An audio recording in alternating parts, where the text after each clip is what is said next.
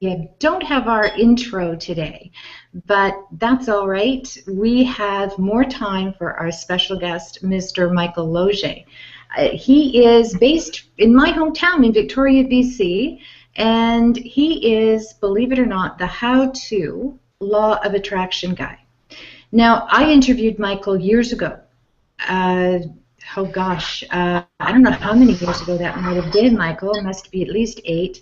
And you were contagious then with your energy. It was big, bold, brighter than ever, and even now you have expanded that and you have launched so many books. And I just read on Facebook yesterday that one of your books is now being transcribed into Chinese. Is that correct? The newest one, yes. Yes. So we have a lot to talk about. First, I want to welcome Nina Ashby from the UK. Welcome. You're my wonderful co-host. Not sure hello, everybody. But Ted, hello. He's been having computer issues. So what I'd like to do right now is, it's a little unstable with Ted's system. We're going to go straight to the interview with Michael. So, Nina, if you could monitor the chat room, that would be great. With great pleasure. All right. So here we have Mr. Michael Losier, law of attraction magician, I like to call you because you are. How are you doing? Oh, I'm doing good. That's a rhetorical question. Yes, I know. But you're in Victoria. The sun is trying to shine where I am in the city, so I'm sure it's shining on you too. And it's a living here. We both know that. Yes, I know. It's been amazing. So first of all, I'd like to ask you how you got started with the law of attraction. What was that trigger for you? It's so many years ago, the whole question about that, so I'm going to summarize it in 2 or 3 sentences. All right. Most people, like you and I, have already knew about law of attraction, but we didn't know it had a name. You know, we might have had examples of coincidence. We might have said, wow, this is such a coincidence. I was just thinking about you. Or we might have used the word serendipity or synchronicity or fate or karma. So we all kind of knew about law of attraction, didn't really know it had a name, and we would tell people, wow, look what this is such a coincidence, look what I got. So we would brag about these things that we quote unquote attracted and didn't know that. So a lot of people knew that this thing had an experience, but it didn't know a name. So about well before The Secret, many, many years before The Secret, there was very little written about law of attraction. So when anybody mentioned it, whether it be Wayne Dyer, Abraham Hicks' work was starting to surface, and then people were resonating with that and thinking, ah, you know what? This is what I always knew. So, like me, a lot of people understood the connection between attracting positive stuff and being a positive person. I love that part. I understood that. I was pretty positive. Matter of fact, I avoided negative situations, negative people, and so on. So I knew the relationship between, boy, when I'm in a good place, I attract good things. But what I didn't understand was, well, why would I attract negative things? How could a good person attract negative things? How could a kind person attract? So I really, really didn't get it. And then in 1996, I saw Abraham Hicks in Seattle. And one sentence stood out for me forever, forever, forever at that seminar. I didn't understand a lot of it. It was the first time I was in that kind of energy. But I heard Abraham say that law of attraction matches vibrations, whether it's negative or positive. That's why it's called the law. And there was no apologies about it. That's why it's called the law. Whether you like it or not, or whether you understand it or not, that's why it's called the law. Then I was able to say, so when I'm negative, I can attract negative things. I didn't like it, I didn't understand it, and I didn't want it to be, but that was the law. And once I got that and understood that, then I was able to, because before when I tried to explain it to people, they would say, well, what about when something negative happens? And I never had an answer for it.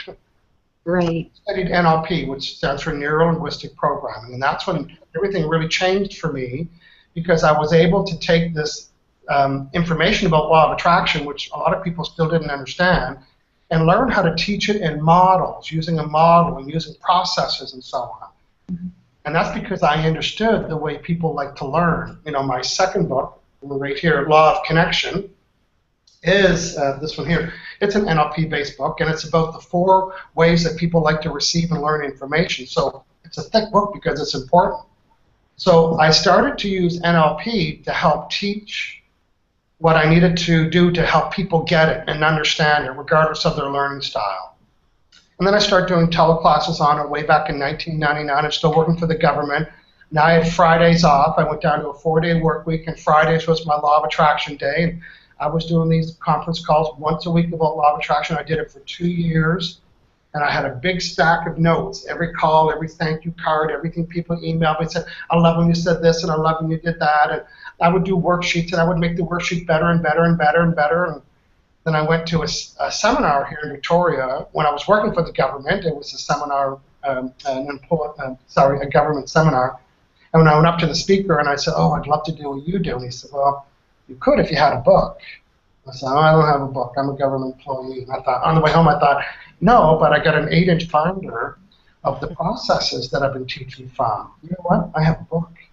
So then I spent 2 years, because remember, I'm still working for the government. So I took 2 years, hired people to make this 8-inch binder into a really tight formatted book that I haven't changed one word in the book, and they printed 1.8 million copies.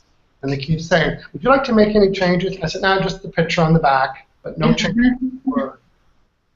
So that was my story. And, you know, of course, in Victoria, I started, my friend Linda Story, who lived in Victoria at the time, we started a little Law of Attraction discussion group. It was just her and I, and she was an NLP master, so she really helped me make stuff into processes and formulas. And we were having 2 people, then 4 people, then 8 people, and sometimes 40 people show up with pillows, and we were talking about Law of Attraction. Before you know it, I was like in charge of all the meetings. And then we put together 8-week groups, and all of it was in Victoria, and I had people coming to my house and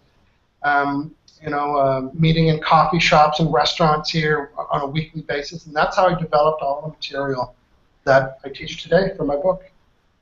Well, it's incredible material, and I have to sort of give you kudos here. I know that I've already mentioned to you, but you know, when I went through a very trying time recently, I decided to reset my vibration, and I started diving into your material once again, and that really helped. So for everyone listening and watching today, this is real, and it does work. And my advice is to try it, then deny it, right? And you won't be able to deny it. So, but I think you brought up something really important in all of this, and that is the thing where I hear it all the time too, is how come bad things happen to good people? And you know, the Council of 12 always tells me that understand the nature of energy, you will never have to ask another question. And so we don't often deliberately ask for negative things to come into our life, but what can we say to people, Michael, that can sort of turn that around for them?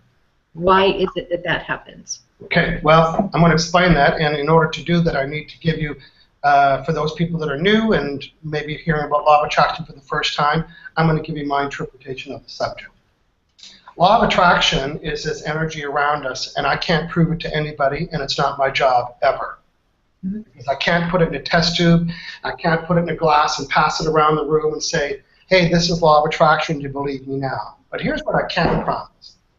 After listening to this show today, this program, and taking any tools and tips that I'm going to give you, and that's my style, so I'm going to, within a few days or earlier, you're going to have these serendipitous, synchronistic moments where you're going to say, wow, this is really freaky. That's what that Michael guy talked about a couple days ago.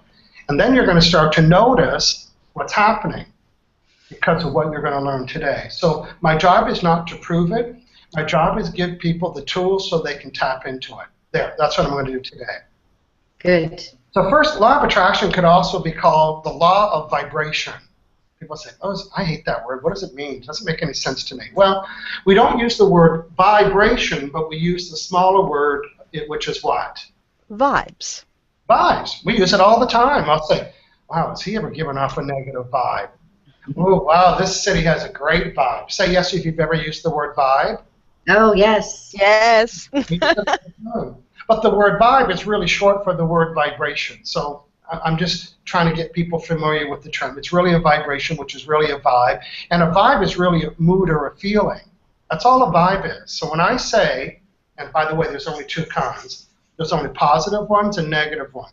There's only two kinds of vibes. And right now, you're sending one, whether you even understand it or not. How do I know that you're sending one? Because it's your feelings. Your feelings are the vibe. So if you're ticked off and negative and angry and all those other you're sending off a negative vibe. You're not even doing it on purpose. And when you're feeling love and joy and bliss and appreciation and gratitude, you're sending off a positive vibe. You're not even doing it on purpose. There is no feeling in the middle. It's either negative or positive. There is none in the middle. You can't be in the middle. You're either right now sending a negative vibe or a positive vibe. You cannot not send one because you cannot not have one. Period. I'm not creating this law. I'm only teaching it. Right. The law of attraction is in universal energy around the room. And it has a job description. You think law of attraction has a job? Yeah, it's 2 words. And the job description of law of attraction is to match vibrations. Just to match them. The law of attraction doesn't have a brain. It doesn't know whether it's a negative or positive vibration. It doesn't have a consciousness. It doesn't decide. It doesn't have favoritism. It doesn't have prejudice. It doesn't know whether it's good or bad for you, or whether you want it or don't want it, or whether it's good or bad for you. It is obedient, and right now it's checking and matching and checking and matching. This guy's taken from my book, Law of Attraction, and I call him the vibrational bubble. So around us is where I have vibes. And is it true that we could stand beside somebody and pick up their vibes? Yes. Definitely. Ooh, does she ever put off a negative vibe? Or he's got a great vibe, whatever the expression might be. So a vibe isn't something that you smell or taste or see or hear or smell. It's something that you feel. So that arrow is law of attraction. It is eavesdropping on the vibration that you're sending. And when it finds the vibrations that you're sending, it does 2 things to it. Well, not 2 things. The job description is 2 words. Who remembers what it is? What is the 2-word job description for law of attraction? Match vibration. That's right. So let's talk about people's response to something. Oh, wow, look at me. I just signed up another new client. I love when that happens. Matter of fact, this client is so ideal. They paid on time, they told 10 friends, and now what's happening to this vibe? It's getting included. It's getting included. It's getting included. And law of attraction doesn't know I'm on the phone telling you about it. Hey, guess what? Oh, I just got the best client ever. They paid on time, and now they told 10 friends. And I love when that happens. Oh, hey, and law of attraction doesn't know that I've gone to ilovemyclients.com, or I'm telling you about it, or I'm making a macaroni collage. It's responding to how I feel about what I say or think. Okay. This is the best news of all. Our job is to include the vibration of what we want. And when we include it, law of attraction responds to it and gives us more of it. So that's why we attract positive things over and over and over again. It might not be you, but it might be somebody you know that doesn't know that they're doing it, but what they're including in their vibration is what they don't want. This is going to be very subtle, but I want you to hear this. Yeah. Oh, I don't want my clients to cancel. So what am I giving attention to? Canceling clients. Yes. So now law of attraction thinking, well, he doesn't mean that. He means he wants his clients to keep his appointment. And guess what? I know some people are going to want to email me over this. Law of attraction isn't very smart. It's just obedient. The universe knows better. No, look at me. The universe doesn't have a brain. It doesn't have a conscience. It's a matcher. Oh, the universe is testing me. No, the universe isn't testing anybody. It's just matching your vibration. Oh, if it's meant to be, I'll have it. No, you decide whether you have it or not. There is no meant to be. There's nothing outside of you doing it for you. You're the one that controls what you attract by what you're including. Matter of fact, it's all about inclusion. So I'm in the process of inclusion because whatever gets included gets matched. Now, I told you we were going to learn stuff today. Say yes if you're in. Yes. So, again, this is taken from my book here, and I'm suggesting and saying and knowing that the words we use, which is the stories I tell, which is the emails I write, which is the Dear Diary I do, which is the Facebook. I mean, is that just words? Yes. No. It's just words. And all of those words are stories. So what's the words I'm using? And those words are forming the thoughts. So when I'm typing something or reading something or saying something, now I'm thinking about it. Oh, I don't want my clients to cancel. That's just a bunch of words, but now it's forming a thought. And now, whenever I have a thought about something, it causes me to send the matching vibe of it. I'm not even doing that on purpose. Just by talking about counseling clients is causing me to give attention, energy, and focus to counseling clients. And now the vibration that I'm sending is counseling clients, and law of attraction couldn't buck this current if it tried. So now I'm sending the vibration of counseling clients, and then what happens? I get those results. So if you're curious, oh, you're going to love this one. If you're curious and you want to know what the results are that you're sending in any area of your life, well, I can tell you from here. Hey, I wonder what the vibes. I wonder what the vibes are I'm setting about money. Open your wallet; it's a perfect match. Or I wonder what the vibes are I'm sending about attracting my ideal boyfriend or girlfriend. I don't know. How's that working for you? I want you ladies to finish the sentence. The only way to get a different result is to get a different vibe. That's right. And the best way to get a different vibe is to have a different thought. And the best way to change your thoughts is to change your words. Now, you know what my job is today? What? It's to brainwash you. Okay, I'm ready. It's to wash your brain of 3 words that are causing you to attract negative things. Isn't that nice? There's only 3 of them. But you know what the challenge is? Some people use them 300 times before noon, and then they wonder why their life sucks. Yes. Mm-hmm. Don't you wish they were in French or they were some foreign language that you never used? Wouldn't it be easier? Yeah. My book is published in 34 languages, and these 3 words are in every book.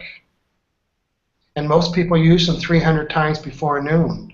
And I promise you that the reason why you're attracting what you don't want. Say them when you see them. Don't not know. Yes. Really? Okay. Guess what? We're going to play the inclusion game. Here's my vibrational bubble. Tell me what I'm including when I say this. I don't want this to be difficult. What did I give attention to? Difficult. Don't slam the door. Ooh, slam the door. Don't forget your homework. Forget your homework. Don't picture the Statue of Liberty. Yikes. It's in my head. Not. When I say don't picture the Statue of Liberty, I know that you know that I know that you cannot not. You cannot not give it attention, energy, and focus when you say what you don't want. Yeah. Oh, you're not sure what you mean? Go to the internet and type in no football. See what shows up. What's going to type in when you type in no football? Football.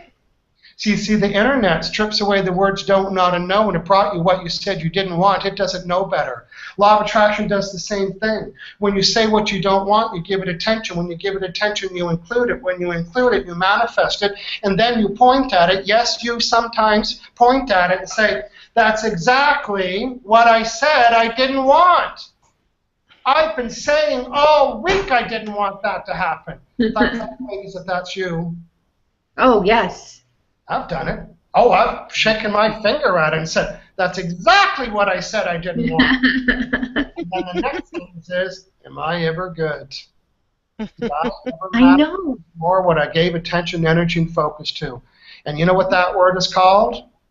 Accountability. Yes. Accountability. Now, there's 2 words buried within the word accountability. What's one of them? Account. And what's the other one? Ability. Ability. So here's what accountability means in this world, in my world. My ability to account for why I'm attracting what I'm attracting. I'll say it again. Accountability, it's my ability to account for what I'm attracting, when I'm attracting.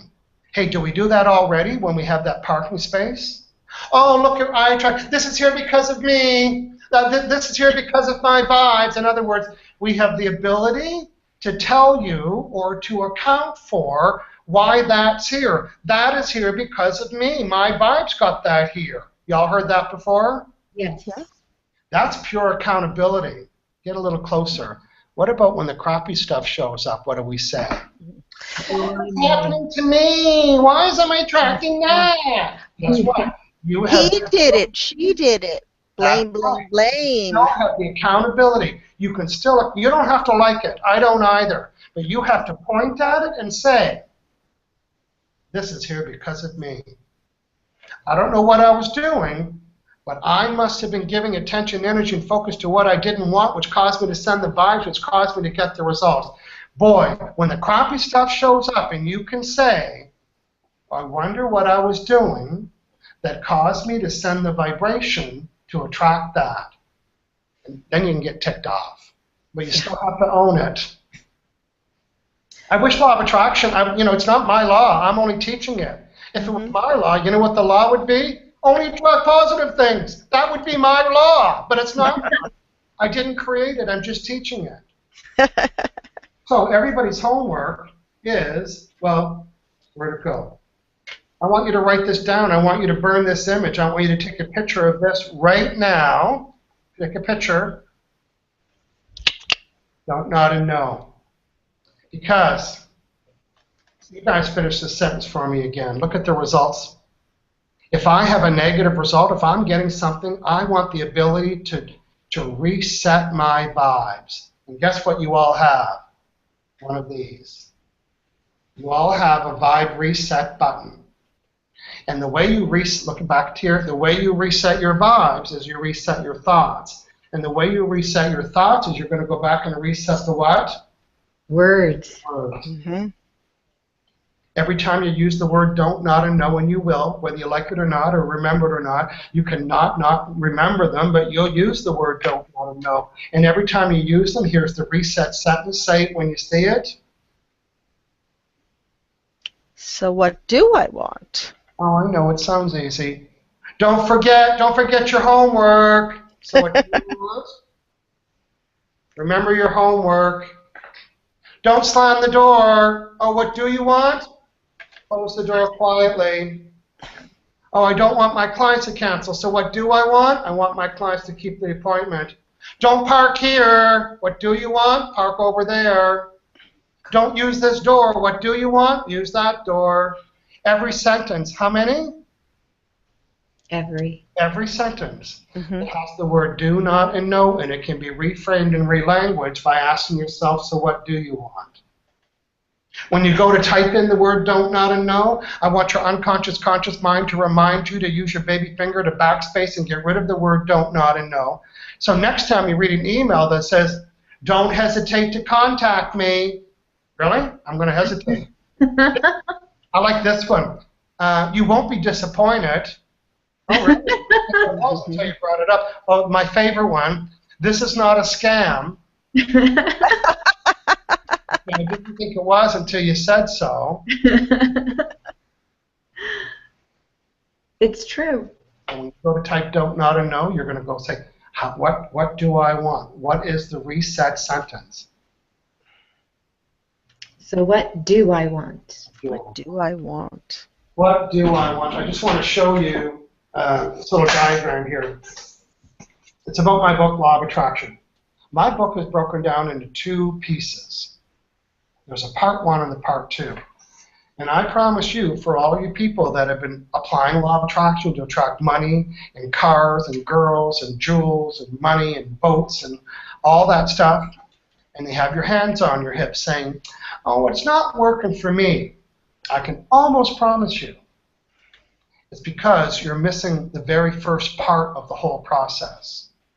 And the very first part of the whole process is to eliminate and reduce your negative vibes.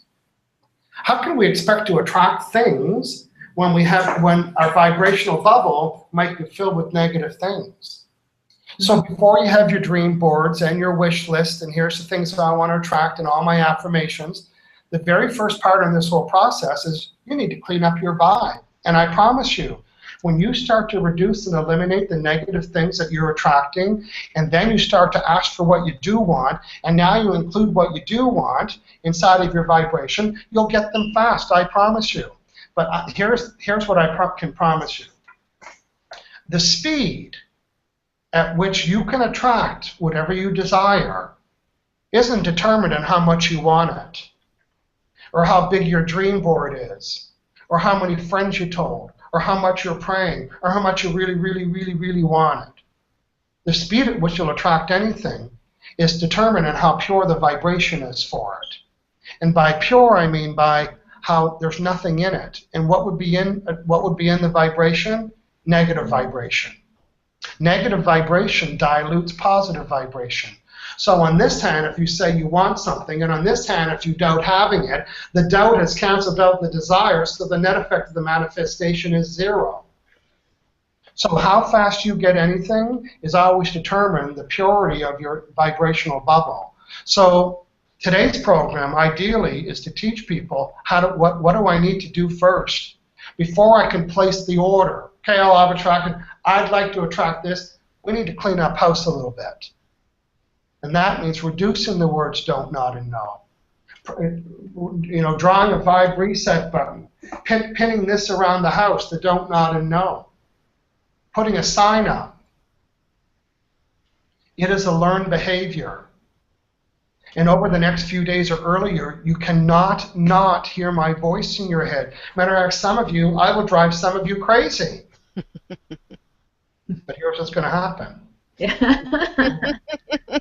Yay! And over the next few days or earlier, you're going to be about to say don't, not, and no, and you're going to reframe and relanguage it with the so what do I want sentence before you say it out loud. Say yes if that's a form of graduation. Yes. Yes.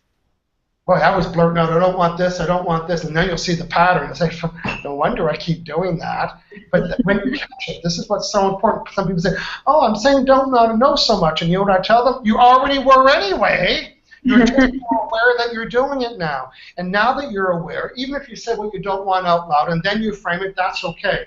But when you can get to the spot where you almost said it out loud and you converted it to what you do want, I promise you, you'll be so proud of yourself. You'll say, look, caught that one. And when you go to type the word don't, not, and no, and your little voice says, so what do you want instead? And eventually, you'll notice so much about how much you're not talking about what you don't want. And then you notice something around your vibe. You're thinking, you know what? I cleaned up a lot of the negative things that I was attracting. You know, we opened up the show today talking about, well, how can positive people attract negative things? How could Oprah Winfrey attract something negative? She's pretty positive. So, it all depends on what we're including. The most positive person in the world might say something like, oh, I don't want this meeting to be difficult. You know, they could be like me, very positive, but they could still be having a story in their head about what they don't want. And when we ask ourselves what we don't want, what happens? We give it attention, energy, and focus. So that took 40 minutes for me to answer the question. Positive people attract negative things. Next question, please. Right. One of our persons in the chat room, Michael, has asked, David asks, is the law of attraction any different than the terms good karma and bad karma? Okay, good question. I always have a long answer, so sit back and rub. Yeah, no, this is fun. This is great. Go for it. Fab. Right. So for some of you, the word law of attraction is new. And new is in the last 3 or 4 years, and now you're hearing it more and more, and before you know it, now you're watching Hang Out with Michael talking about law of attraction. And you're saying, this is such a coincidence. I just stumbled across your website. Oh, really? I don't think it was a stumble. It was a vibrational stumble. So, wow, this is such a coincidence. This is karma. You know, I put something good out, I'm getting something good back. So here's my point to David and everybody. We use these words to describe evidence of law of attraction? Coincidence, serendipity, synchronicity, fate, karma, meant to be, luck, good luck, bad luck, everything fell into place. This is so freaky. I was just talking about you. This is such a coincidence. When we could have been saying all along, oh, this is so law of attraction. I was just thinking about you. Oh, this is so law of attraction. I just requested that, and now it's coming to me. You see, the word karma and fate and luck, they're just used to describe evidence of law of attraction. That's an excellent answer. Thank you. I also have an answer when people say, well, then there is no coincidence. And I said, if there wasn't, why would we need a name to describe it? I mean, we chose the word coincidence to describe the evidence when two things connect that are matching the same vibration. Mm-hmm. Right. So the ideal scenario is that you get to pointing at things with one of these. This is here because of me, and that's here because of me, and that's here because of me, and that's here because of me. Everything I created started with the thoughts that I had. Here's my little chart. Everything that I created in my life and business started with the words, the stories that I told myself, and the thoughts. And when I had the thoughts, I had the vibration. And when I had the vibration, then I started to attract people with the same vibration that had similar goals to mine. And before you know it, everything grows and everything I'm attracting, and it's all very easy. My vibrational meter reader tells me so. Really? What's a vibrational meter reader? I didn't know I had one. Well, you do. And I'm looking for one. Here's a meter reader. Love it. So my question, and this is taken from my upcoming book, but my question is, what are you doing to feed your vibrational meter reader? Having feelings, good feelings or bad feelings. That's right. You know, what are you plugging into the meter? Words. Yes. Are you doing what you love? Are you in a relationship that feeds this? Are you getting your needs met? Are you wearing your favorite perfume? Do you buy your favorite soap? What are you doing to keep your vibrational meter reader plugged? But there's an important sentence, and I want everyone to hear this. Write it down. The best way to become more positive is to become less negative. You know, our natural state is, in my understanding and in my head, our natural state is pure joy. I don't have to go reach for it. Look at me for a minute. It's all I need to do is to remove those little onion layers of some negativity that I might have. And as I remove, and those layers could be a friend, it could be a client that I'm not getting along with, it could be a gig that's not working out, it could be health, it could be my exercise, or whatever. In other words, as I remove those layers of negativity, the positivity automatically surfaces. So I don't need to seek things out to become more joyous. I need to remove the things that are creating negative vibration. That's why we need to be good meter readers. And your feelings are your vibrational meter reader. If it doesn't feel good, it isn't, period. I didn't create the rule. That's what, you don't go to the buffet and choose some things that you don't like. So why would you do that in any other area? It might cause you to be more selfish. That's okay. Selfish just means self-care. Mm-hmm. I'm very selfish. I won't even stand in a lineup at a grocery store if people behind me are complaining. It's like I just move. My expression is, get out of my bubble. Get out of my bubble. If I'm overhearing a negative conversation and I'm giving it attention, energy, and focus, I've just included it. My only job is to mind my vibration, or to protect it, or to look after it. It's how I feel about what I say, or think, or watch, or listen to, or observe, or remember, or daydream,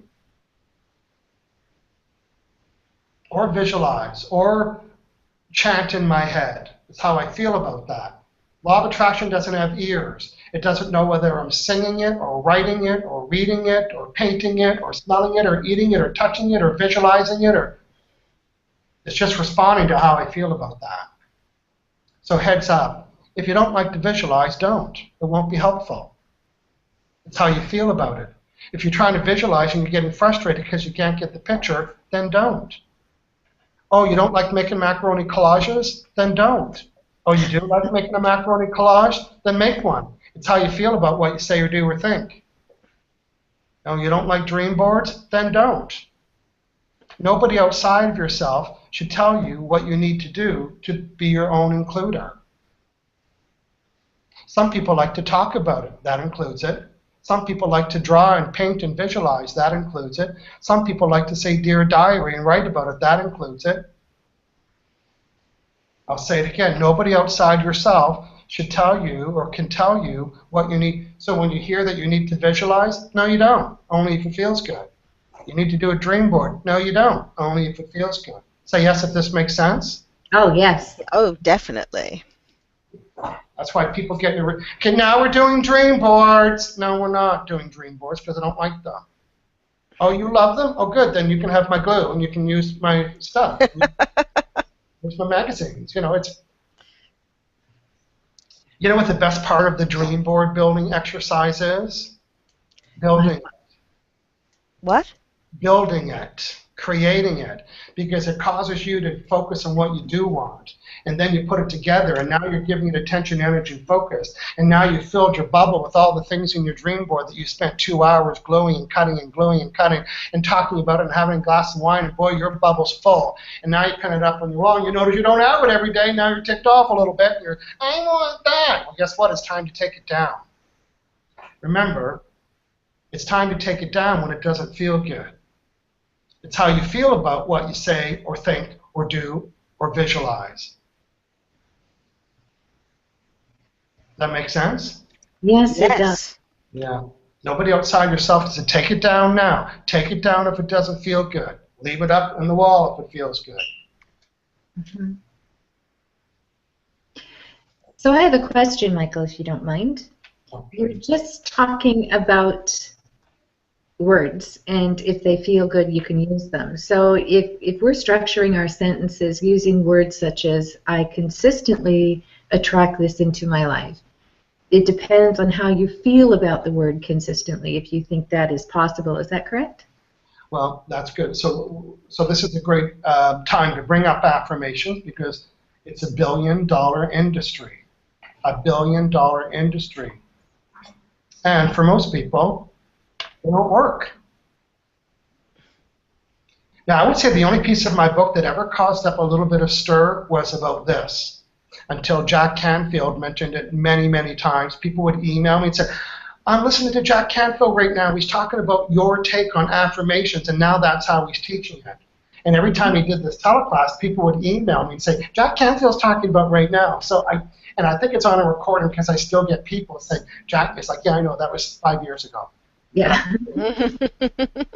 So I appreciate that some people use affirmations and they work. So for those of you that have used affirmations and they don't work for you, well, this is for you. And for the other folks that your affirmations are working for you, it's because you're following these rules.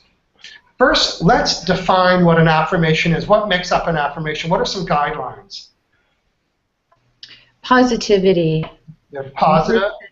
Words that get strung together that intend to make you feel or respond a certain way in a positive. That's not a rule of the affirmation, but it's close. That's your healthy interpretation of it. But here's the affirmation. It's short, it's sweet, and it's positive words, but here's the most important thing. And Nina, I want you to write it down because I want to make you tell me later. Okay. It needs to be in the current tense. Yes, it has to be in the present tense because our inner self there is only now. Okay, well, we'll see if we change your mind about that in a minute. Okay. So let's do an affirmation, and let's say it's for our friends that are business owners. So we're going to do a little test, and I want you to tell me if this is a positive affirmation. My client base is full of high-paying clients. First, is that a positive sentence? My client base is full of high-paying clients. Is that a positive sentence? Good. Yes. Is it in the current tense? Yes. Okay. Now, I'm going to say that affirmation. I'm going to put it on my bathroom mirror and all over my office. Meanwhile,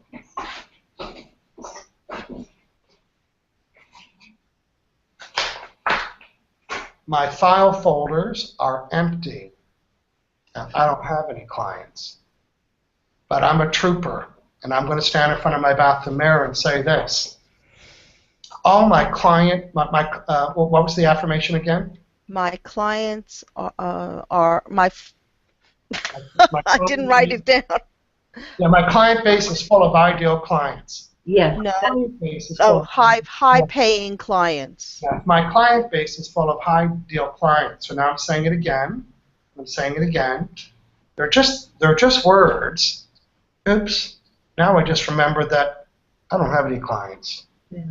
My client base is full of ideal clients. My client base is full of ideal clients. My clients, no, it's not. That's not true. So this is so important for you to hear. Mm-hmm.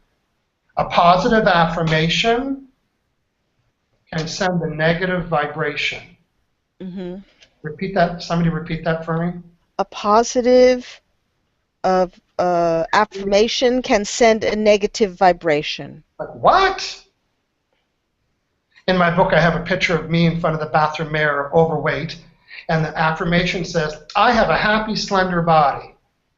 Well, in the affirmation world, is that a positive affirmation? I have a happy, slender body? Yes. Yeah. Now, it's not pretty, but imagine me standing in front of the bathroom mirror saying, I have a happy, slender body. And now my body. No, you don't. Oh, I have a happy, slender body. No, you don't. No, you don't. Now, remember, they're just words. Now, Jim Carrey, a tall, skinny Canadian, is in front of the bathroom mirror, and he says, I have a happy, slender body. I want everyone to hear this because this is so friggin' important. Mm-hmm. That same sentence. It's not the words you use, it's how you feel it. So when you put on your bathroom wall, I have a happy, slender body, and it's true, you'll send a positive vibration. But you know what? People with happy, slender bodies don't really put that on their bathroom mirror. You know who does? Fat people. Okay? Fat people put that on their bathroom mirror. Overweight people. And when they say, I have a happy, slender body, they're smart enough to know that they don't. So those positive words are causing you to send a negative vibration. And when you send a negative vibration, you keep attracting more of what you don't want. And then you point at it and say, what's going on? Why is this happening to me? My bank account overflows. When does that feel good? When it does. It's an important lesson for everybody. It's not what you say, it's how you feel about what you say. I remember buying a deck of these beautiful affirmation cards. You might even know who I'm talking about. Mm-hmm. They were beautiful. I said, I'm going to get me a deck of those. A little sticker said, these will make you feel good. I said, I'm in. So I picked up the first card. You know what it says? All my family relationships are harmonious. Please hold on. I'm going to find another card. Next one. I love my neighbors.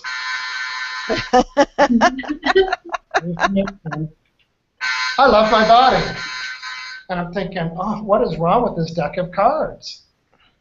I'm smart enough to know that those three affirmations aren't true for me.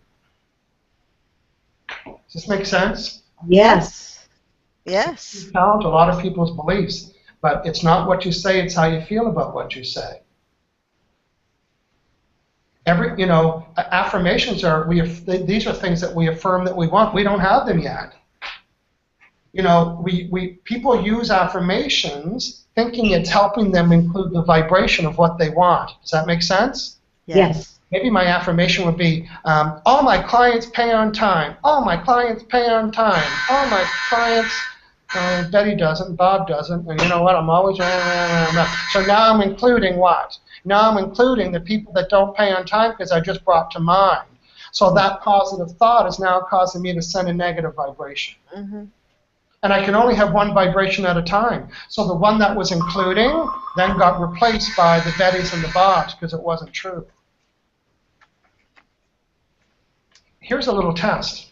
Let's say I have 10 clients. 9 of them pay in advance. We're so excited to work with you, we're paying you in advance. But there's one that we always have to follow up and send her an invoice and so on and so on. So here is a positive affirmation. All my clients pay in advance. Is that a positive affirmation? No. Well, listen to the word. I didn't say did it feel good. Is that a positive affirmation? All my clients pay in advance. Yes. Well, it's But I can't say that, can I? No. no. But you know what I can say? It's just one word. You're going to love it.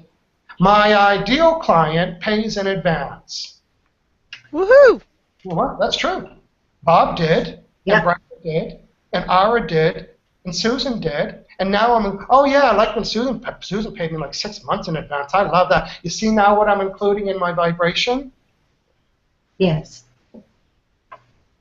It's a very slight shift, but that's where we need to shift to. We need to include the vibration of what we desire.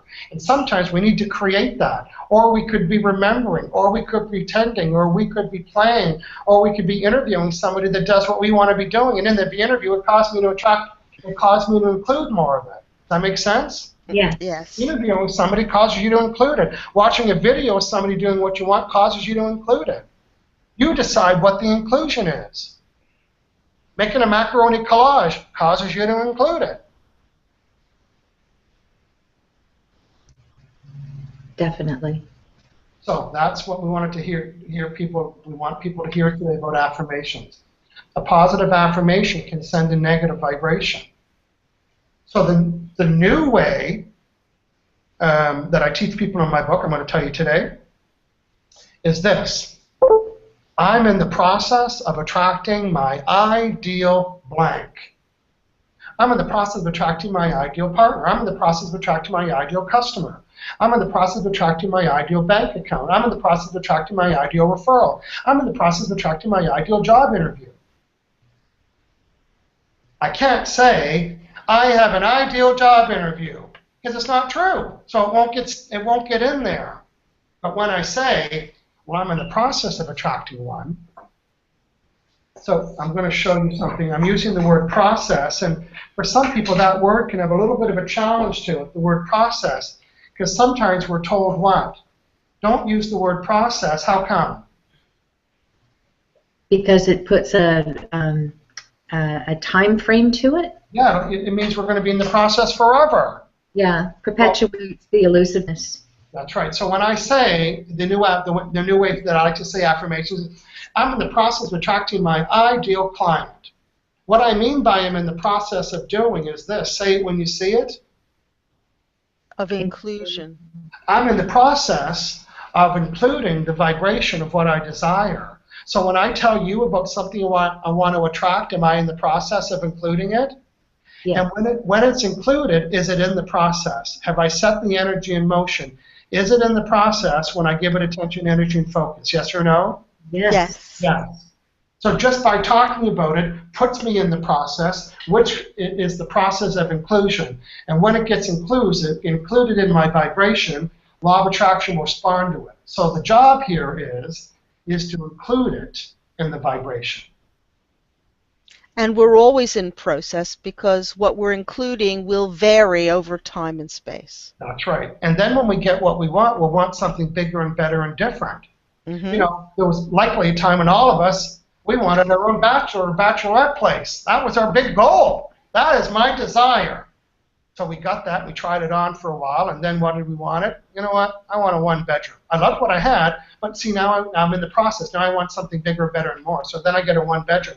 And before you know it, I want a two-bedroom. Then before you know it, I want my own house and so on. So, you don't get it done, because when you get what you want something bigger and better and more, and that's okay. Yes. Yes. So that's what I wanted to say about affirmations today, and that's how I want people to rewrite them. I'm in the process of attracting. It's I'm in the process of attracting and allowing my ideal client. Then, of course, what is your ideal client? Knowing what you do want is important. I like the word ideal, because it really speaks to the fact that it's not here yet, but you either are in process of establishing that clarity, or you already have the clarity and you are in the process of including it in your vibe. I would say almost, but when you said I don't have them yet, you don't know that. I want you to listen to my sentence. Okay. I love knowing that my ideal client pays in advance. Now, do you know whether I have those or not? No. No, you don't, do you? No. So if I do, then I can include them. I love knowing that my ideal client pays in advance. And if I don't, I'm still including the thought of, I do like that. My ideal client does. I don't have it yet, but my ideal one does. Yes. See, how long can I keep the thought included? And Yes. as soon as it becomes untrue, it gets replaced. It comes out, and now the new one. So that's why the words are so important here. Mm-hmm. I love knowing that my ideal client pays in advance. I love knowing that my ideal speaking engagement allows me to stay a couple days extra in every city. I love that. I love knowing that. Perfect. The word ideal. I don't use the word perfect, right? That's my stuff about that word. Ideal. What is your ideal? Oh, I wanted a black Lamborghini. Really? And if I give you a blue one, that wouldn't be okay? Are you sure? What is, my ideal one's black, but if you have a blue one, I'll take it, right? Yes. So no further questions from the gallery at the moment. I have one. Surprise, surprise. I've heard it said, Michael, that the law of attraction doesn't have, it doesn't make moral judgment, and I understand that. Does it have a memory? Because I've heard two stories about the law of attraction. One is that if you believe something long enough, it establishes a momentum going in a direction. Whether that direction is appropriate or beneficial is another thing, but it is developed in accordance with one's belief. The other side of the coin says the law of attraction has no memory, so it doesn't remember how good you were at inclusion yesterday or the week before or even this morning. So that's why it's important to keep your vibe going at all times. So what is your take on that? Well, I have to slice and dice it because I want to make sure you get it. Yes. Law of attraction doesn't have a memory because it's only responding to right now. But we're the ones with the memory, and it's our vibrational memory. You see, some of the beliefs that we have, a belief is just a thought that we thought over and over and over and over and over again. And that repetitive thought became a belief that I have. And I don't even know that I have that belief. Matter of fact, it's in my unconsciousness. It means I'm not even conscious that I have it, but it's a running belief that I have. One of my running beliefs, and that I have it less than I do now, is that I'll always be big because all the Losiers are big. Really? Where'd you get that? Oh, I heard that my whole life. Oh, you're going to be big like all the Losiers. You're going to be big like... So there's a thought that I thought over and over and over and over. So on this hand, I want to have a happy, slender body, and it's not happening because I have this vibrational DNA, just made that up, I've got this vibrational DNA vibration current that's running that's contradicting my desire. So law of attraction doesn't remember it, but I do. Okay. No, I'm not remembering consciously. It's part of my vibrational DNA. Yes. That makes sense. Yes. Yeah, that makes sense. And I love the part that it doesn't remember how good you were at inclusion yesterday. Because some people that I talk to, I did episodes on myth busting, and yes. This conversation reminds me of that, because people would say, well, what about when the universe tests me? Yeah, no. Also, well, the universe isn't testing anybody. It's just matching the vibration that you're sending. Right. Well, doesn't the universe know my higher good? No, it doesn't know your higher good. It doesn't respond favorably or unfavorably. It just matches. And these are all challenging statements, but I want people to really take accountability for everything. If it's happened to you, you sent the vibration. And sometimes we need to back up and say, what was I think you were doing or saying that caused me to attract that? Was it this underlying current that I don't even know that I had, which is this belief system that I have? Or was I blatantly talking about what I don't want? Mm-hmm. So there's accountability and there's responsibility. Yes. Do you want to play with that word too? We'll do a Uncle Losier slice and dice. Yeah, slice and dice. And Nina, without your slice or dicer, there's words buried within the word responsibility. What's one of them? Response. And what's the other one? Ability. Ability. So here's what responsibility is. Our ability to respond. So when something happens to me, do I get ticked off and go to IHateMyLife.com and call all my negative friends and God, my life sucks? That's a response. Or do I say, ooh, this sure is ugly. What would I like instead? This is what I don't want. What do I want instead? This is an important sentence. Mm-hmm. It's not what happens to us. It's how we respond to it. And I'm always at choice how I respond to anything. I'm always at choice. And I can always choose to have a positive response or a negative response. There's no, you notice I'm not saying good or bad. They're just two kinds of responses that I'm having. Right. You can stay ticked off and angry all you want. But in fact, it's helpful. Because that anger will help you birth the clarity about what you do want. But there is a key amount of time to observe stuff that you don't want. It's okay to be ticked off and angry. Because in that experience about what you don't want will help birth clarity about what you do want. Mm-hmm. It might not be you, but somebody said, that's enough of that. That's the last time this is happening to me. From now on, this is the way it's going to be. Have you ever done that before? Yes. In other words, from your ticked offness, you birthed the clarity and said, from now on, I'll never do that again. From now on, I'm only dating men or women that do this. I'm only having a job that allows, from now on, you see, we've been doing it already. Yeah. Or you go to the buffet and you get back to your table and you eat something spicy. You don't keep eating and thinking, I didn't like that. What do I want? I'd like something milder. You see how you use what you didn't want to get clear about what you do want. You're doing this already. When you get in your car and listen to the radio station, you come across a station that you don't like, it helps you get clear about what you do like, so you change the channel. You're doing it already. Well, no, not in every area of your life. We do it when it comes to how things taste. We don't eat stuff that doesn't taste good. We don't smell something that doesn't smell good, but it helps us get clear about what we do want to smell. If you're picking up soap or perfume or deodorant, well, I don't like that. Well, what do you want? It helps you get clear. You don't eat stuff that doesn't taste good. You don't smell stuff that doesn't smell good. You don't listen to music you don't like the sound of. But you do it briefly, and that's the key. You observed it briefly. But there's some areas where we observe it longer than briefly. Not you, but what do you think one of them is? Relationships. Relationships. What do you put up with? Oh. Job, your life, money. Boy, you wouldn't eat something that doesn't taste good, but you sure complained about your job for the last 21 years. Yeah. So, for me, the purpose in life is to experience joy. And the best way to stay in the joy place is to strip away the things that are negative. And sometimes it means people.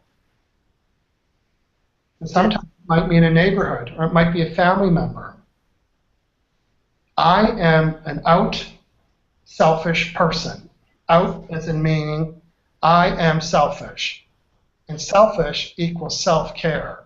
Mm-hmm. My only job is to look after my vibrational bubble.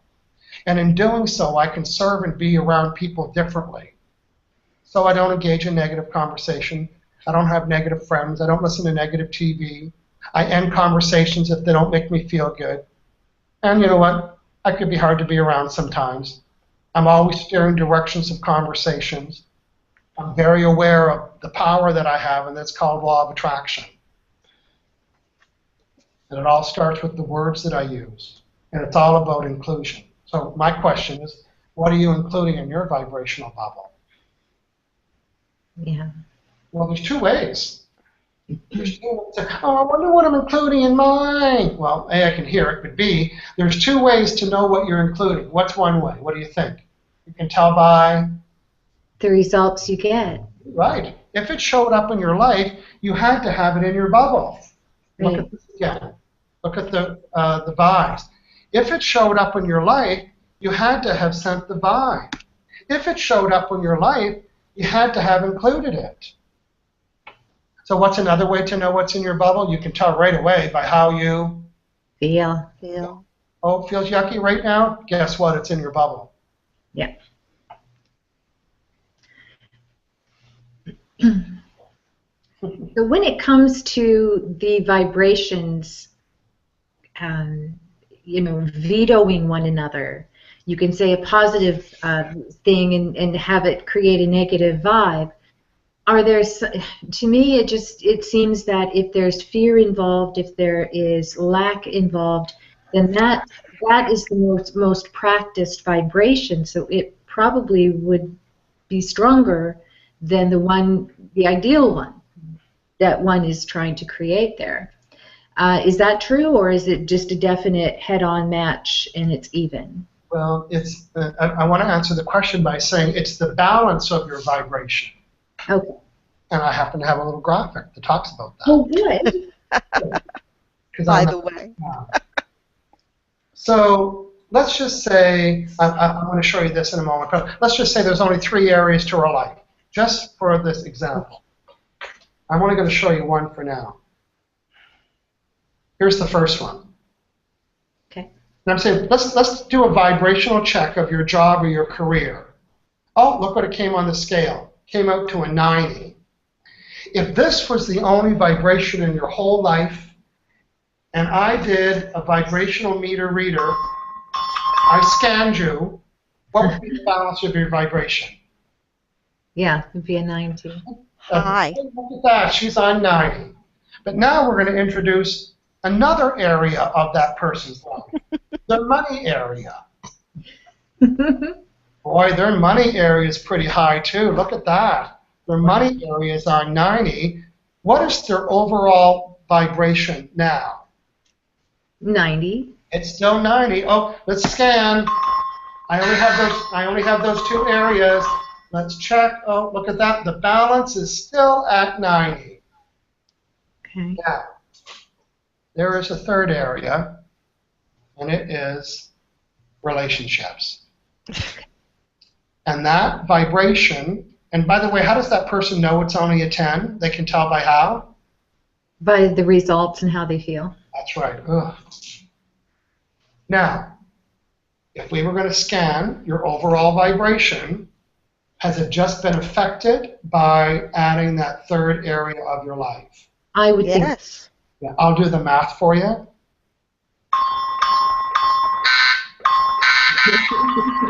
Okay, let me check. It is reading a 63.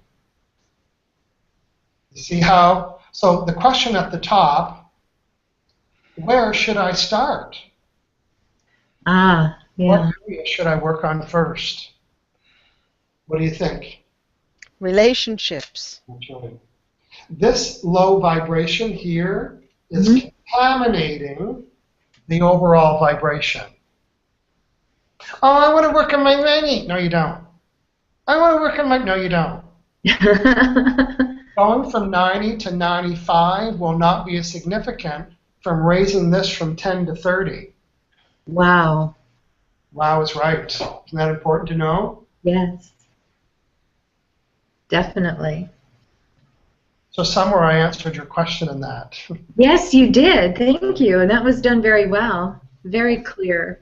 You know, every week I host my own Hang Out with Michael show. It's dedicated to teaching people how to use law of attraction. So I have I've made up hundreds of these cards, and I've done shows dedicated to this subject, so that's why I have all these different cards at my disposal. Because I use what's called accelerated learning techniques. Mm-hmm. And these techniques help accelerate the speed at which people learn, because I'm satisfying all the learning styles. Some people will remember this forever. Say yes if that might be you. Oh, yes.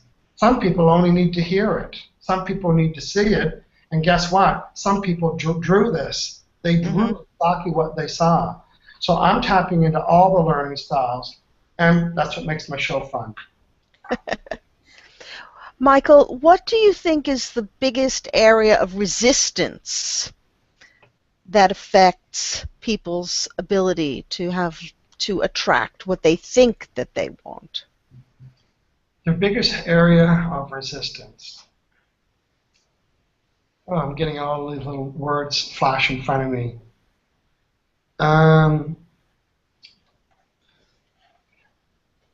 That people keep score that they're not there yet. Matter of fact, it's probably why I don't really support goal keeping, setting goals. But I do want to give a little disclaimer about that. Setting goals is important because it causes you to include the vibration of the goal. That make sense? Yes. So you and I are going to set some goals. We'd like to have 10 clients. We'd like to have this. And boy, that's causing me to include it. But now, after a day goes to, or we said we'd like to have 10 new clients by the end of the month. And now it's the 27th, and we have 6 new clients. What are we saying? What story are we telling now? We have 6 out of 10 clients. We are saying what? We didn't reach the goal. No, okay. You know what? I don't think we're going to do it. We're missing 4 clients. This is not good. Saying you're a failure because you haven't met your goal, rather than celebrating that you have 6 new clients. And in the law of attraction world, we would say, hey, let's have a meeting today, and let's talk about all the things that we liked about the 6 clients. Really? Yes. Because in the acknowledgement of the idealness of the 6 clients, cause you to include the vibration of the 6 clients. And this is so important for everybody to hear. Law of attraction doesn't know how it got included. It's just doing what to what's included. It is matching it. Yes. So you can pretend or create or remember or do whatever you need to do to include it. But here's what I do in my business. I celebrate, and celebrate just means to acknowledge it. You don't have to put pom-poms on and get all excited. Wow, I mean, I'll do this for an example. This week, I attracted an ideal speaking engagement. It is so ideal. It allows me to fly business class from Victoria to Kuala Lumpur. I speak for a large bank there for 1 day. I have a team of people there. I'm going to stay for about 15 days.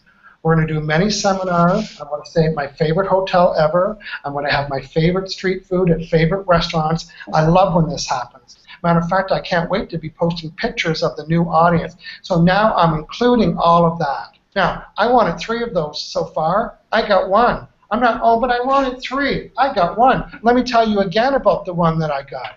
And now in Law of Attraction, checking it caught me sending the vibration. Oh, you never had, you don't have 1 yet? Then talk about what it'd be like. I like the thought of going to a foreign country and flying business. I like that thought. You're not saying whether you have it or not. I just like the thought. It's all about how it gets included. And Law of Attraction doesn't know how it got in there. It's just responding to what's in there. Great. One of our listeners says that David says he thinks the doubt would be the greatest resistance. What do you think about that, Michael? I want to show you a little. In my book, I talk about the 3-step formula for attracting things. So the first part is get rid of negative things, and this part here as well. So there's 3 things. First, you need to identify what you want. If you're going to place an order anywhere, do you need to know what you want before you place the order? Yes. I mean, you don't talk to people and say, hey, I'd like to place an order. I don't really know what I want. I don't want. I mean, you don't tell them what you don't want. So if we were going to order a pizza together, the first thing we need to do is to know what we want. And the best way to know what we want is to know what? Mhm. Is what? What's the best way to know what we do want is to know what we Don't want. Oh, I don't want mushrooms. Okay, what do you want instead? So now we have a list. Here's our long list. We know what we want on the pizza. Does that mean it's ordered? No. No. So let's go back to the 3 steps. The first step is you need to identify what you want. What is your desire? What is your ideal relationship, your ideal finances, your ideal customer, your ideal vacation, your ideal job, your ideal interview, your ideal whatever? You need to build that. Does law of attraction care if it's on paper? No. What I do is I want you to do the work and say, here's the list what we want on the pizza. Having the list doesn't order it. What do we need to do now? Feel it. We need to place the order. We Place need to call the pizza place and say, I know what I'd like. Imagine telling them all the things that you didn't want. It would confuse them. So let's go back to law of attraction. Now we have what we want. Step 2 says, I need to give my desire, which is this list, I need to give that desire attention. And when I give it attention, what happens to the bubble? It gets included. It's included. It doesn't get included till I place the order. And placing the order means I gave it attention. I called the pizza people. I gave it attention. I placed the order. Hey, wouldn't it be nice if it was only 2 steps? Identify what you want and order it. We've been doing that already. We've been, oh, I want one of these. Okay, universe. I want one of these. Okay, here's my macaroni collage. I want one of these. Oh, I told 10 friends. I want one of these. I just made a dream board. Wouldn't it be fun if it was a 2-step process? You'd have everything that you ever wanted. That's right. So we've ordered the pizza, like we've ordered stuff from law of attraction. But then it doesn't happen. Then what we do? Okay, law of attraction, I want to attract. So we order it again. Okay, still not here yet. Here's what I want. We order it again. So now imagine the pizza, it hasn't shown. We order it again. We order it again. And we order it again. And what's happening is all the pizza delivery people are stacked up in the hallway. Oh, boy, we can order a pizza. But you know what we're not doing? Not opening the door. That's right. We're not allowing them in. I'd like to place an order, please. We don't have a receiving department, but we'd like to place the order. Step 3 is the most important step in the formula. Listen to this sentence. We're going back to David now. The speed at which law of attraction will manifest my desire is equal to how much I am allowing. I'll say it again. The speed at which law of attraction will manifest what I want. How fast can I get it? I don't know. Are you going to allow it in? Would it be nice if the speed at which it came to us determined how much we wanted it? Yes. Or the speed at which it came to us determined how big our macaroni collage was? I'd love that one. So for all you people that have been wanting and praying and stacking and stacking and stacking and stacking this desire, and then you stand back with your hands on your hips saying, where is it? I've been saying all week I wanted it. Well, it's because you haven't allowed it in. So for those listeners who don't know what allowing means, could you expand on that, please? I can. Well, allowing is the absence of doubt. Okay. So let's go to the vibrational scale again. What kind of vibration is desire? Positive. Positive. What kind of vibration is doubt? Negative. Okay.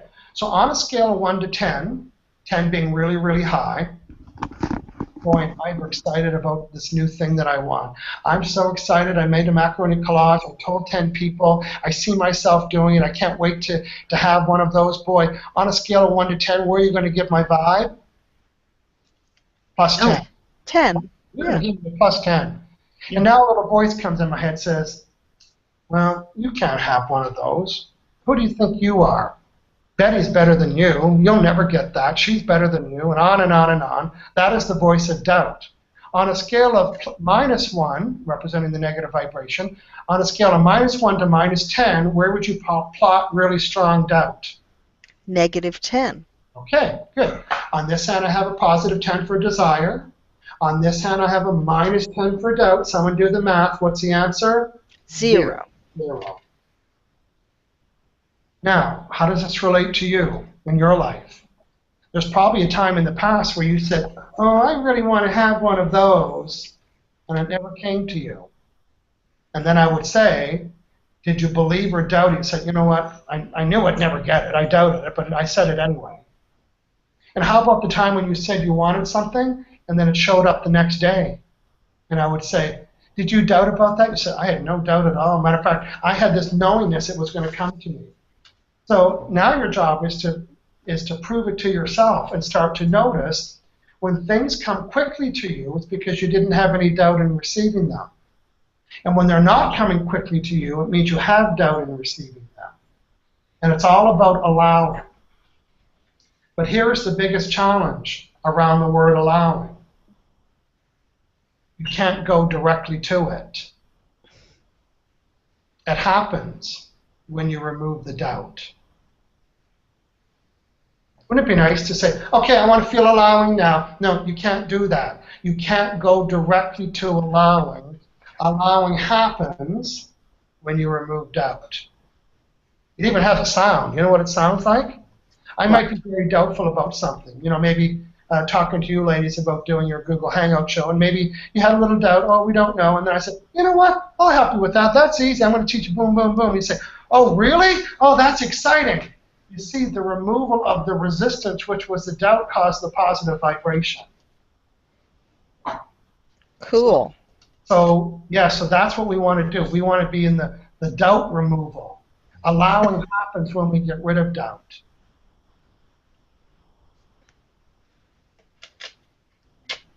And so doubt can be removed by focusing upon the words we think and how we feel about those words. Well, if you're doubting something, it's because you don't have any proof about it. Oh, I doubt that that'll happen. I doubt that that works. Scientists are always doubtful until what happens? Until they get the results they didn't expect. Until they prove it, get the results. It's like, oh, I believe that now. So, for example, I'm not saying this is true for you, but anybody else watching thinking, oh, I'd love to do Google Hangouts. Oh, I doubt I could ever do that. So to help remove the doubt, we want to find proof. And the proof would be, I wonder if there's anybody that's doing Google Hangouts now that never thought they could do them before. Is that possible? Yes. Me! First time I saw them, I thought, oh, I'd love to do a Google Hangout, but I doubt I could do that. So then I had to start to look around and say, I bet you everybody doing Google Hangouts doubted it. So now I'm trying to find proof that it's possible. Mm-hmm. And then what it does, the new thought that it's possible becomes louder than the thought that it's impossible. Yes. Yes. That's why we need to find more proof. I remember at a seminar once there was we were talking about having doubts and beliefs, and a woman said, "Oh, I'd always love to write a book, but," she goes, "I don't have a university education." So I thought, well, let's find out. Is there anybody in the room that wrote a book that doesn't have a university education? And I put my hand up, and I said, well, that's me. And she was shocked to know that. So I changed her belief about that. So now when that little voice says, well, you have to have a university education, I say, well, Michael Losier didn't. He sold 2.5 million copies of both of his books, and he never went to university. You see the importance of finding the proof? When she finds the proof, now she can get rid of the doubt, because now she says, well, I've got proof of it.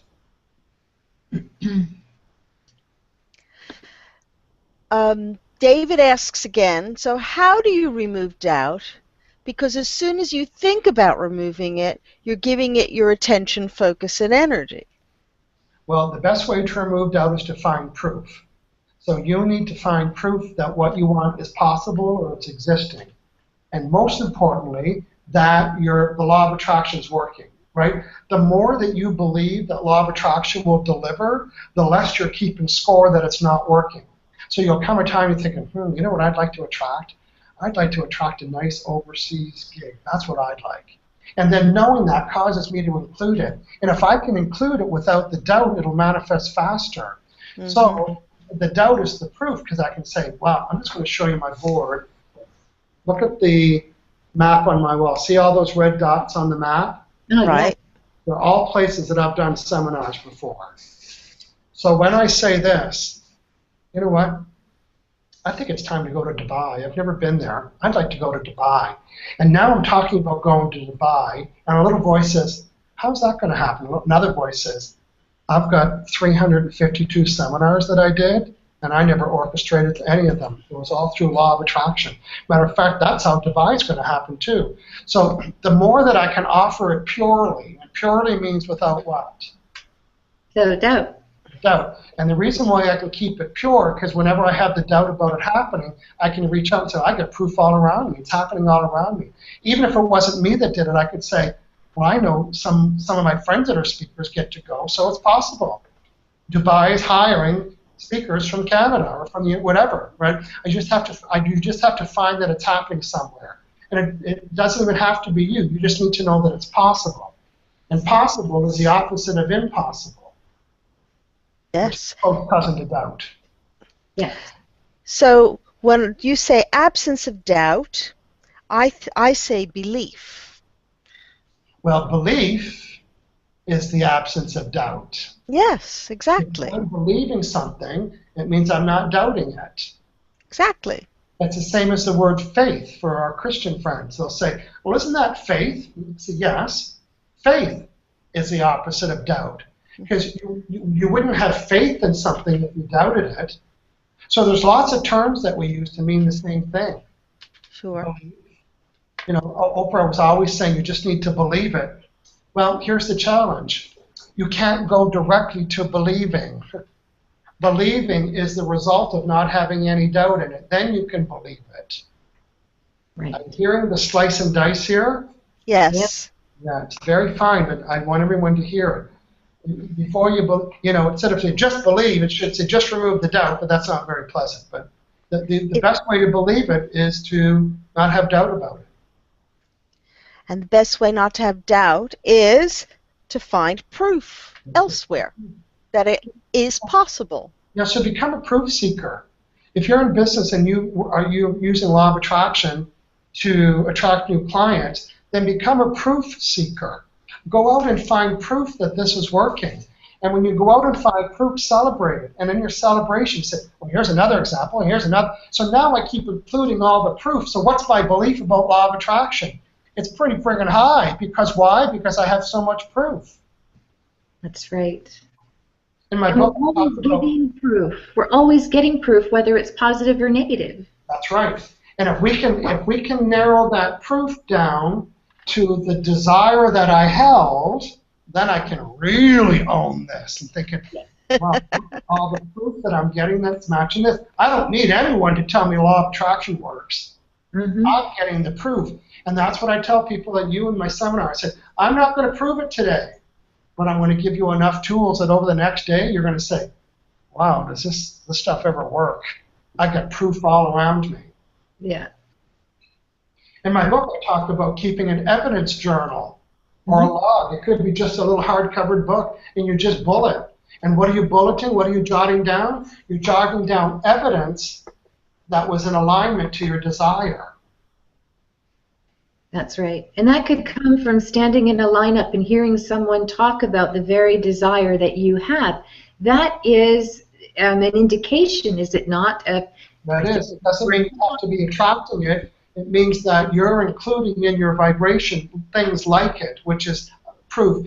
Now, I want to talk about the word alignment. You know, some audiences don't know what it means, and it means that. So, you know me, I'm a slicer and dicer. Yes. So here's what alignment means to me when I explain it to my mother. Alignment means a line that's meant to be. Ah. Oh, is it in alignment? did I just attract some things that were in a line that was meant to be with that? Oh, I did. I attracted an email and a phone. They're all in alignment. In other words, they're all lining up to what I gave attention, energy, and focus to. Right. So we should be celebrating all the alignments that we're noticing instead of waiting for the big end result to occur and then start our celebration. That's right. And goal setting, that's when we celebrate, at the end, if at all. Right. And again, we're keeping score that we don't have it yet. So it's all about inclusion. Yeah. All about inclusion. Yeah. So your Hangouts, Michael. I'm sorry, Nina, was there another question from the chat? Yes, there is. I'm sorry, I'm just typing away here. It says, John says, in his opinion, says, belief is not the ultimate. That's knowledge. What would you say about that? Well, that's. I'd need to more context to what he's saying. I don't think he was asking for feedback. That's just he just right. a quote. Okay. Fine. Yeah, I don't. It's not relating to what I'm talking about or my interpretation of it. Yeah. Okay. Yeah. Was there another question, Nina? No. Okay. Not anymore. Oh, hold on. Right. David says, before the show ends, Michael, I hope you can talk a little bit about your new book and the law of connection. Okay, good. Let's do that. Well, thanks, David. There's still a few things I do want to talk about, so let's. Very good. Go ahead, please. Well, I just wanted to touch upon your Hangouts that occur every Friday morning. I think those are phenomenal. If people are interested, which I think after today, I think just about everybody is, they should really check them out because, Michael, you're a master teacher. And when it comes to the teaching, I understand you do have a certification program. Can you tell us a little bit about that? I can do that. I'm just looking for my notes here. I have certified 444 people in 13 countries because my book's in 34 languages. Right. Certify these people to deliver law of attraction seminars. Everything from 20-minute presentations to a 4-day seminar. And I've been traveling around the world. I've certified people in, like I said, 14 countries. I've offered the certification in Singapore, in Malaysia, in the United States, and in Canada, and in London, England. So I've traveled the world in doing that. And it used to be a program where you'd come to the hotel, stay 3 days, and come home and practice and practice. And then I stopped traveling, and now I do it through Google Hangouts. So it's a format like this, where I have a class in the panel. And now I sell the program that people can learn at their own speed with the workbook and all the classes. And then they join me once a week for an hour in a live hangout where I keep supporting them along the way. So they're watching the training videos on everything from how I use all the accelerated learning techniques to how I get people's attention. I teach them how to use the 15, 10-page workbook that we use in different seminars and so on. And then I do what's called an open office. And it's a hangout like this, and anybody doing the training for 15 weeks, they can come on the panel, come ask me questions, tell me where they are with the program. I give them one-on-one mentoring about their next seminar, so it's a very robust system. Wow. If you go with Michael.com, that's my main website, there's a link called Certified Facilitator, and they can look at the next training that's on there. So I'm very excited about that. All right. So that amazes me. Not that I don't think it's doable, but 14 different countries and over 400 certifications. I mean, my God, Michael, look at you go. I just love this. I've had people in my certification that have brought translators with them. I mean, they speak zero English at all, and they're in the room, and they have a translator, and they're translating stuff, and now all these people are doing it in multiple languages all over the world. It's very exciting. Well, it certainly is, and I'm just so thrilled. I'm thrilled to be able to speak with you today, of course, but I'm thrilled for all the work that you're doing because it's impacting people so positively and changing lives, and that's what it's all about, as far as I'm concerned. So your latest book, can you talk about that? Law of Attraction, I just love to brag about this. You know, it's 10 years old, Yes. Woohoo! 1.8 million copies, 1.9 million now, but 1.9 million copies since 2003. It was a self-published book, and I sold it out of my car here in Victoria, and then everything just kept unfolding and attracting all the right people. My second book is called Law of Connection. It is an NLP-based book. I narrowed in one of the parts about NLP that was students teaching and learning, with how they like to learn and how they like to be taught and so on. This book is about those 4 styles. And it also has sold a number of copies, probably about 700,000. It's in 34 official languages. This next book, I've been writing it for 4 years, and doesn't mean I'm at my desk for 4 years. Sometimes I didn't look at it for 3 months. But I've done seminars with this one in Hong Kong and Malaysia and Singapore to test the material. And this book is called Fulfillment Needs. Ooh, I like that. And it's a process. It's how to uncover what fulfills you so you can live your life's purpose. Amazing. Wonderful. So, this is a fake cover, but 4 years ago, even before I wrote the book, I had the cover done. Now, when a publisher buys it, they might want to change the cover, but I've really branded it. And I've created the name Fulfillment Needs. And what are they? They're just needs that fulfill us. So, everything about my work is always about processes and steps, and that makes them self-help books. A self-help book means you need to be able to do it yourself. Yeah. So the challenge with this book is that it was a lot of based on my intuition. I'd meet with somebody, and intuitively I'd know what to ask and what to say, and by the end of the conversation I would say, I bet you if you got these needs met, you'd be fulfilled. And they'd be, I do this in the back of napkins. So for a long time, I just thought I was asking the right questions, and I was, but it wasn't until about 5 years ago I was in Malaysia, and the team that I was working with, they heard me talk about this all the time, and they would ask me, hey, because they would book me solid, and they would say, don't you ever get tired? And I always say, you know what? As long as I'm getting my fulfillment needs met, I will book it. And sometimes they'll say, hey, here's an event. Are you interested? And just like that, I would say yes or no. And they never questioned me. But one day, they picked me up in the car. We were leaving Kuala Lumpur and driving to Penang. It was about a 2.5-hour drive. And when I got in the car, there was 2 married couples. They were all law of attraction facilitators that I trained in Vancouver 7 years ago. They've opened up a law of attraction center in Malaysia, so they tour me around. When I go to Malaysia, I just show up, and they're the boss of me for the whole time. Yeah. In the car, and the driver said, my friend, the driver, Derek, said, I always hear you talking about your fulfillment needs. Can you help me figure mine out? I said, sure, I can do that. So, we stopped and had coffee, and we're driving down the highway, and I'm just asking him questions, just intuitive questions, and he'd answer and I'd ask for another question, and we'd stop for a while, and then I'd bring up the subject again, and meanwhile, I didn't know it, but I had a series of questions. So at the end, I said, so my hunch is, and in my head, I started off with about 40 of them, and the goal is to arrive at the top 4. And if you can identify your top 4, then you would do more things to get them met, like I do. So I said, well, here's what I'm getting, is that what would really fulfill you is if you had these needs met.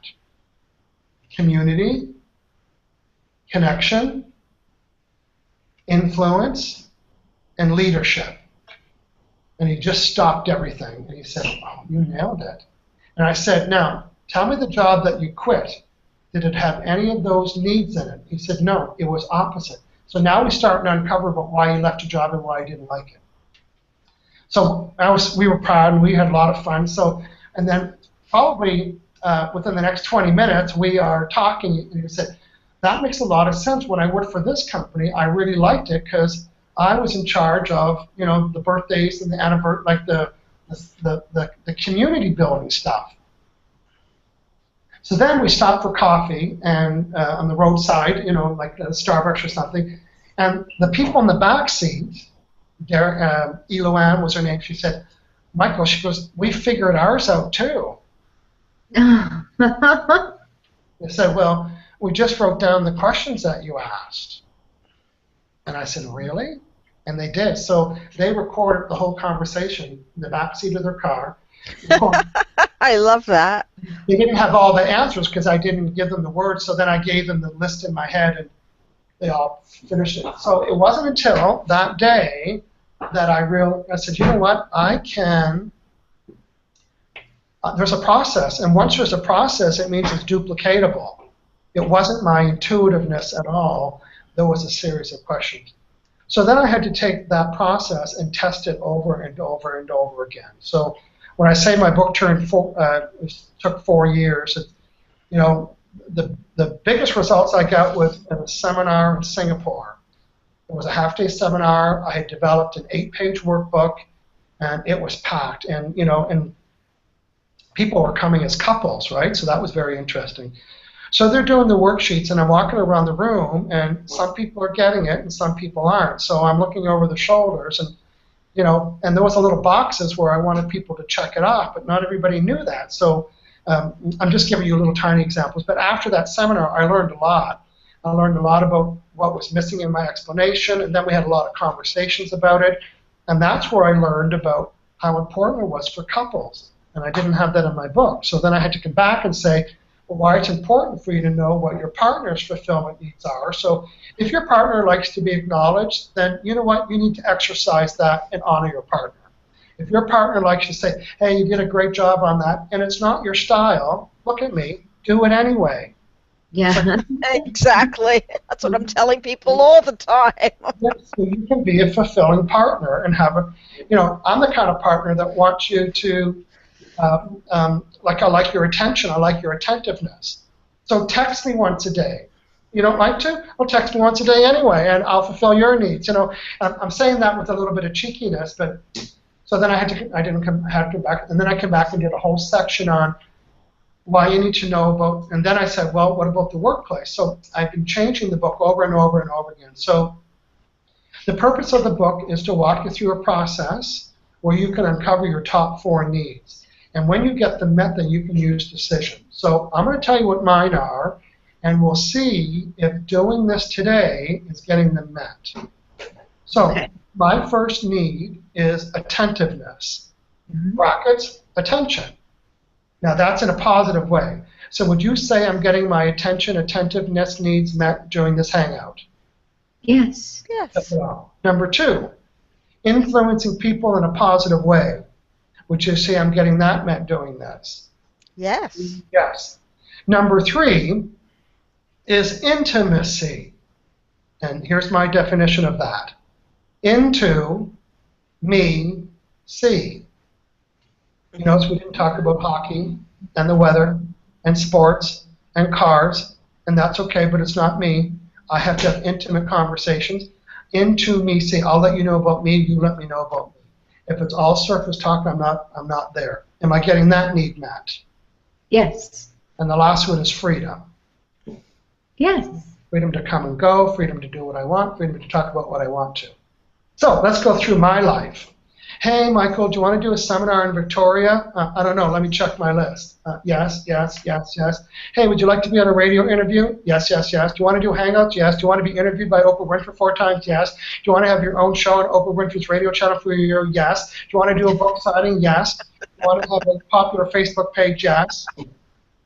In my new book, Fulfillment Needs, I talk about when you know you make decisions. So there's a picture of a cartoon of a crane operator.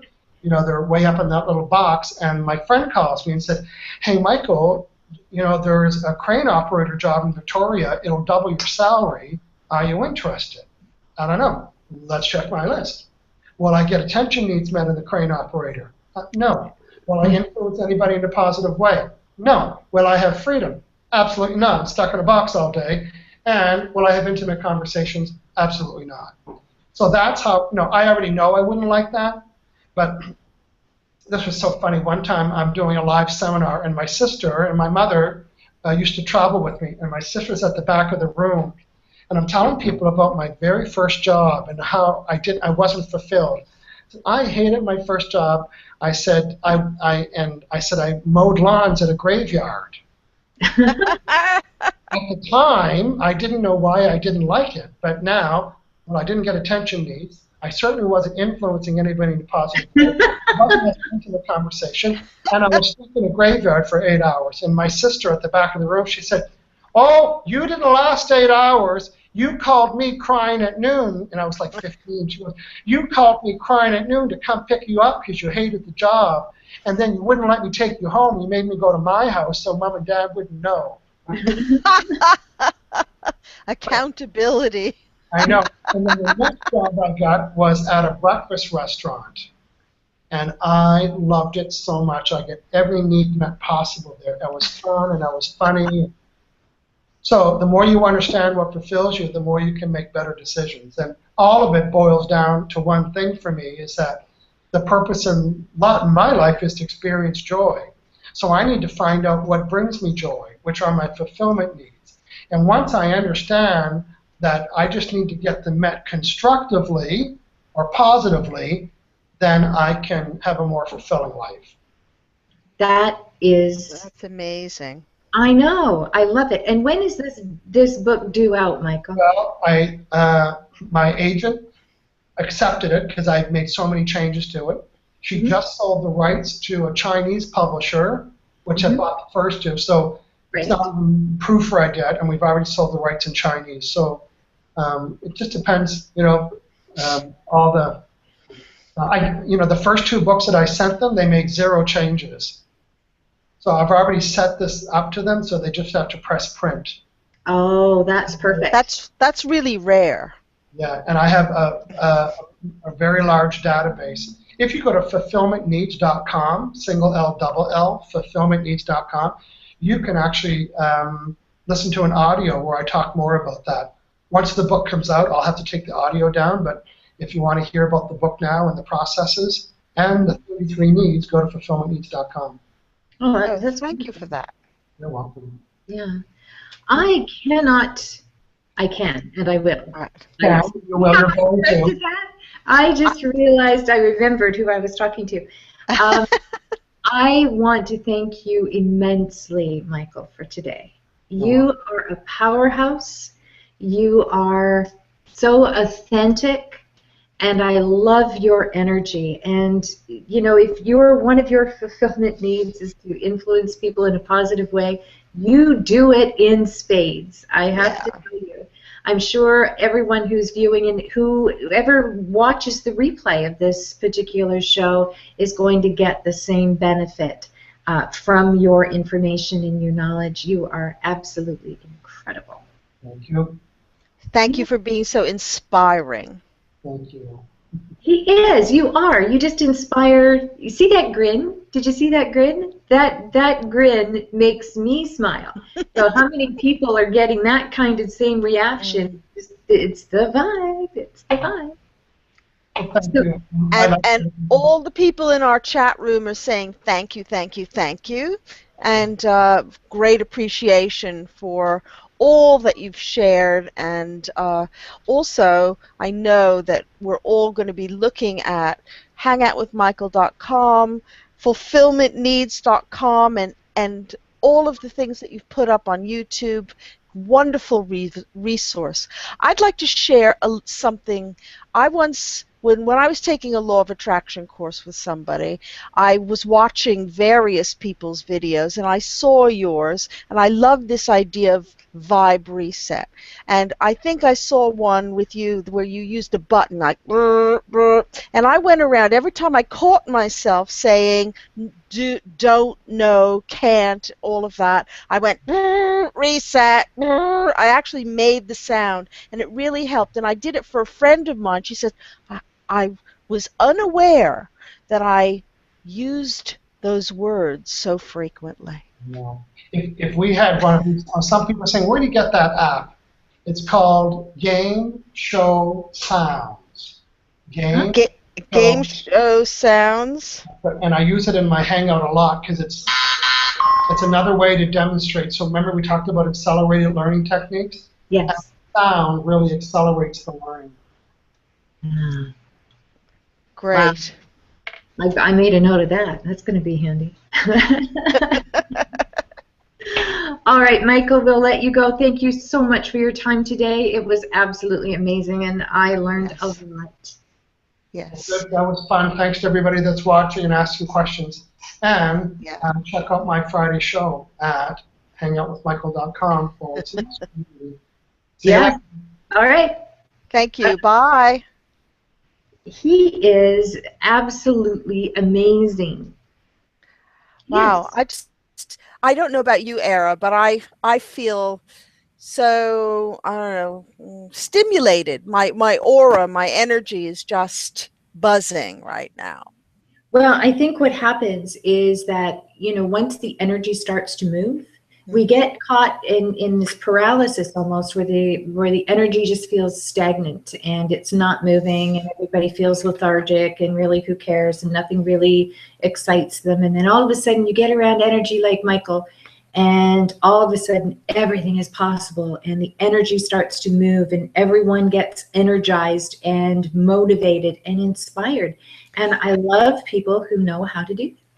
Indeed. And you know what? We can all do it. And I think the point of that he made is we have to be accountable and response able. In other Yes. words, it's our responsibility to respond um, to actually making the steps to be positive and proactive in our own lives about our positivity. And I like the fact that there are, things that we can control. I mean, everything is controllable, right? So, Yes. um, but to omit those three little words out of the vocabulary, I think is huge. How many times we do set ourselves up to fail and we don't even realize it. I know We do not. we don't. We don't. We realize it. But Once we begin to realize it, things change. But you know what is it's the intent with which they're said, and it's the feeling in which they invoke that makes the difference. There are times when you can say it, I'm sure, and that's something we should have asked Michael, right? Um, Yes. but I'm sure there are times that we just are so completely unaware of the power that it holds, because it does kind of make us feel kind of negative when we do say that. Indeed. And for us and for all the people who are in our chat room and all the people who will listen to this shows and all the virtual vision shows, it's all about awareness, isn't it? That's what a virtual visionary is all about. That's right. And it is bringing that awareness to the table so that people can try on new things for size and see how they work. What I love about today's show is that there was so much knowledge shared and it is so powerful. I just want to emphasize that it is so powerful and you're not going to understand it until you put it to use. And I Yes. love what Michael said at the very beginning is that you're already doing it. So you're already a pro. You're just doing it by default. And that means you're not aware. So maybe today has brought you some awareness, and with awareness comes empowerment. And with empowerment, all things begin to come. And I think that's absolutely phenomenal. Thank you for helping out today, Nina. It was wonderful to have you in there monitoring everyone in the chat room. Not that you need to monitor them, but make sure that we captured all the questions for Michael. That's right, right. To encourage them to speak up because, it is a little bit daunting being in a chat room and not and beep. It is daunting being in a chat room and having to type things in, Yes. and when one might wish to have one's voice heard in other ways. How's that for a reframe? That's a really good rephrase. We're going to have to incorporate that game show app on the show. And then when we do catch ourselves, doing that, Beep. we can sort of buzzer each other, right? I think Right. it would be wonderful. Anyway, thank you so much, everyone who did join us. And hello and welcome to all the archived viewers of the show. I hope you get as much as we did out of this session with Michael Losier. Indeed, a powerhouse. Thank you so much for joining us here on Virtual Vision FM. And over to you, Nina. And we wish you all the best and love and light. Yes. Thanks, everyone. We'll see you next week. Bye-bye. Bye.